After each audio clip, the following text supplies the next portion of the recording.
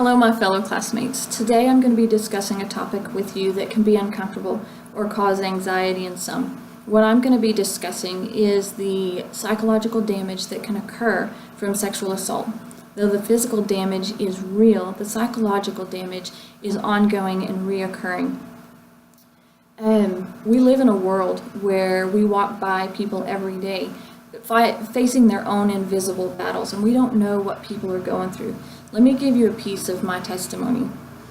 I have my parents. I come from a family of 6. I have my mom and my dad, 2 sisters, and my younger brother. Of the 4 girls in my family, all 4 have been victim of sexual assault. I was 16 when mine occurred. I had my first boyfriend, my first love, and we had been dating for 3 months. I thought I loved him. He started pushing for the physical, and I gave in. I came from a church family. I knew that it was wrong. I cried, and the next day I told him, we can't do this. It isn't right. 2 days later, he broke up with me. I found myself crushed, heartbroken, and in my brokenness, his best friend came over to console me. I was alone. He came over to the house. I don't know how I was alone. That's very rare in a family of 6. Nonetheless, he took advantage. In that moment, I was forever changed. I felt like not only can you not take back something that was taken away, but you can't hold on to it no matter how hard you fight for it. I was ashamed. I blamed myself. I felt worthless. I had no value. And I couldn't look at myself in the mirror without feeling ugly and not recognizing who that was. But I want you to know there is healing. I found the healing, and I was 30, but I found the healing. There's studies shown. I'm not alone. I'm not the only one who's experienced this. And if you're one of those, you're not the only one either. David Finkelhor, he is an American psychologist or sociologist, and he has done studies over the numbers who have been impacted by sexual assault or the trauma of sexual assault. In his numbers or in his studies, he found that 1 in 5 women have been victim of sexual assault. He found that 20% of adult women can recall a memory when they were a child of sexual abuse. RAINN is what RAINN stands for is RAINN. What RAINN stands for is it's Rape, Abuse, Incest National Network. They are the largest anti-sexual violence organization in the nation. And in their studies, they found that 82% of juvenile victims are female, and 90% of adult rape victims are female.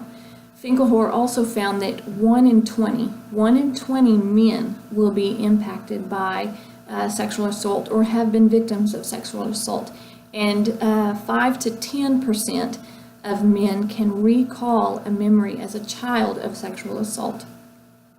RAINN found that 1 in 10 men have been victims of sexual assault. Now, the numbers to me, I don't know that you can come up with an accurate number. That there's some that will never turn that in. I know that when I was a teenager, I didn't turn it in. I felt ashamed. I felt like it was my fault. I shouldn't have invited him in. So there's many, and especially with men. Men may not turn that in. There's something about being male and feeling weak in that. Some of the emotional damage that you can experience, some of the emotions you can go through: fear, distrust, self-blame, self-guilt, anger. You can experience rage and anger. You can experience sadness. Through these emotions, if you don't get these worked out, it can lead to greater disorders. Some of those disorders are including mental disorders, PTSD. You can go through eating disorders, depression. They also say that a victim of sexual assault is at a higher risk of suicide. These are real. These are real disorders that people go through. It's real emotions that people experience through sexual assault or from being a victim of sexual assault. But like I said, you don't have to live with it. There is healing. There is healing. I found healing, like I said. You could go to a counselor. There are professionals who are trained in this area. You can go to your friends, your family, people that you love and trust. Talk to them. Talk about it. You don't have to have counsel if you don't feel like you need the help, but at least talk about it. Talk to somebody you trust. Don't isolate yourself. Also, you can get active. Activity releases endorphins, and that gives you the happy feeling. But get active, get up, get out, get moving. Also, you can look into a church.